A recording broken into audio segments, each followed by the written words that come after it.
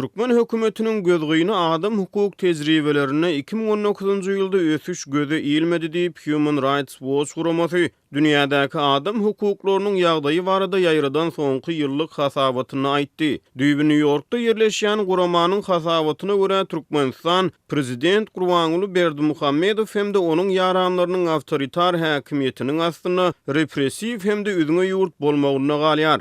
Hasabatda dünýäniň 100 töweregi ýurduny adam hukuklarynyň ýagdaýy boýunça maglumat berilýär. 2019-njy ýylda Türkmenistanda ykdysady krizis dowam etdi. Hökümet suw, gaz we elektrik energiýasy boýunça ýeňillikleri ýatyrdy. Krizisiň içkin täsir eden regionlarynyň emigrasiýa çykmaklyk dowam etdi. Ýöne häkimiýetler iş gözlegine daşary ýurtlara gidýän adamlaryň ýoluny baglamagy synanşýar diýip hasabatda aýdylýar. Hasabata görä Türkmenistanda hökümet ruhsat berilmedik dini we syýasy garaýyşyň ähli görnüşini ýowuz cezalandyrýar. Maglumat ýeterligini döwlet tarapyndan berk gödäwçilik edilýär. Garaşsyz adam hukuk toparlaryna ruhsat berilmeýär. Zor bilen ýitirmedilen onlarça adam çak bilen türkmen türmelerine saklanýar diýilip hasabatda aýdylýar. Human Rights Watch Türkmenistana media azatlygynyň düýbünden ýokdugyna hem de internetiň daşary ýurtlardan satyn alynan ýazarlaýyş enjamlary bilen gödäwçilik edilmegine ünsü çekýär. Daşary ýurt media uramalarynyň ýurtdan maglumat almakdaky kynçylyklaryny utaýar. 652 sahypalyk raportyň Türkmenistana raýat jemgyýetiniň ýagdaýyna bagyşlanan bölümini ýurtda raýat aktivistlerine ýygyderli haýwat atylýanyny hasabat berilýär.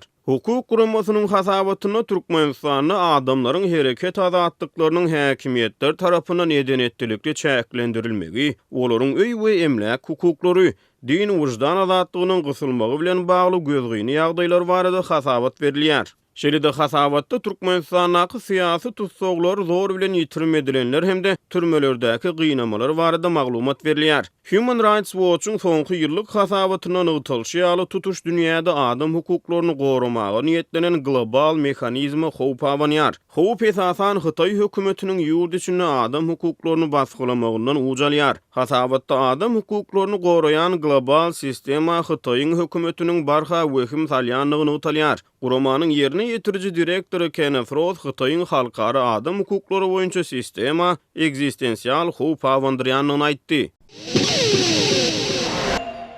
Türkmenistanyň mekdeplerinde mobil telefonlaryň getirilmegini we ulanylmagyny çäklendirýän gadagynçylyk Aşgabatdan soň ýurdun Balkan, Daşoz we Lewap vilayetlerinde hem täzeden güýçlendi. Azatlyk radiosynyň bu barada habar berýän ýurt içine habarçylary şu günler agdalýan vilayetleriň merkezi şäherlerindäki we etraplaryndaky orta mekdeplerde enatalary ýygnaklarynyň geçirilýändigini aýtdylar. Bu ýygnaklarda enatalary okuwçylaryň mobil telefonlary mektebe getirmeginiň bir gadagyn edilýändigi duýduruldy. Klas ýolbaşçylar ýurtda mekteplere mobil telefonlary getirmegi we ulanmagy gadagyn edýän täze kararyň güýje girendigini aýtdylar. Ýöne bu karary görkezmediler. Şeýle-de olar telefonlaryň çağalaryň terbiýesine ýetirýän ziýanlary barada dürli mazmundaky mysallary gurrun berdiler diýip howpsuzlyk aladalar sebäpli gizlilik şertinde maglumat beren Lewaply habarçy gurrun berdi. Onuň sözüne görä 15-nji ýanwarda Türkmenabad şäheriniň 1-nji mektebindäki klas ýolbaşçylaryň biri şeýle mysallaryň birini getirip mektep okuwçylarynyň we muallimlaryň arasynda pornografik video materiallary tomoşa edýänleriň bardygynyň üstüniň açylandygy barada maglumat berdi. Ýöne ol bu wakanyň haýsy mektepde bolandygy barada takyk bir zat aýtmady. Klas ýolbaşçylar çağalaryň muallim bilen okuwçynyň arasynda bolýan käbir wakalary hem gizlin video düşürýändigini we ony internetde goýandygyny hem nytadylar. Şonuň üçin olar döwrewap telefonlaryň mektebe getirilmeginiň bir gadagyn edilýändigini aýtdylar. Ýöne olar enatalary çağalaryna kamerasy ýok, ýöne habarlaşmak üçin ýönekeje telefonu alyp bermegi maslahat berdiler diýip habarçy enatalaryň ençemesine salgylanyp gurrun berdi. Ol bu gadagynçylygy käbir enatalaryň gowy garşalandygyny, käbiriniň öz arasynda garşylyk görkezendigini hem belledi.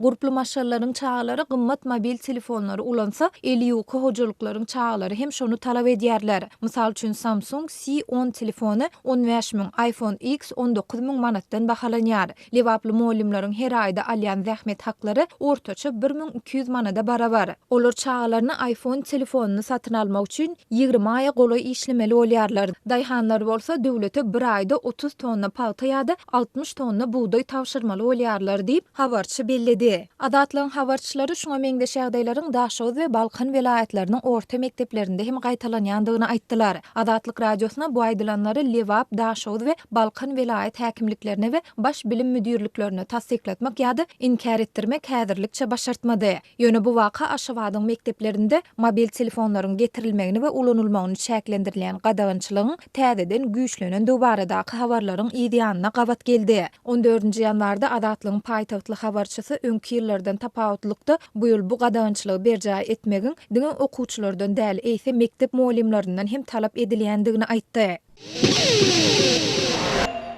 Türkmenistanlar köpçülüklerin häsiýetde tewiplerden, palçylardan, porhanlardan we şoňa meňzeşlerden haray gözläp başlady. 90-njy ýyllaryň aýaklaryna bolşýaly Türkmenistanyň göwüni çökkürlükden we depressiýadan ejir çekýän raýatlary köpçülüklerin häsiýetde mollalardan, ahunlardan, palçylardan, ekstrasenslardan we porhanlardan haray gözläp başlady diýip Azatlyk radiosynyň habarçysy 14-nji ýanwarda Aşgabatdan habar berdi. Döwlet çoň ykdysady krizise sede war boldy. Häkimiýetlerden problemalaryň çözgüdüne bil baglamayan adamlar primitiv ýollar arkaly öz problemalaryny özleri çözgüt tapmagy tinanşýar diýip habar çaýdýar. Bu ýagdaý bir topor şarlatanlaryň kezzap aldywçylaryň hemde baryp ýatan hilegärleriň döremegine getirdi. Adamlar olaryň kömegine ýüz tutmak üçin bir näçe günläp nowata garaşýar diýip habarçy Aşgabatdan maglumat berdi. Onuň sözlerine görä adamlar palçy we porhanlardan haray tapmak üçin ýüzlerçe kilometr ýol töküp müňlerçe manat harçlaýarlar.